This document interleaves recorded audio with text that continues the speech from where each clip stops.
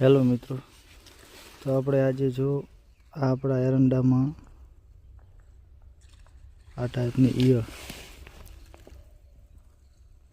જે કૂણા પત્તા જે ફૂટ આવે, ફૂટ એટલે કે આવે જેવી ફૂટ આવી રહી છે આવામાં ઘેરો કરે છે. જો ઈયળ એકદમ જાળી ટાઈપનું કરી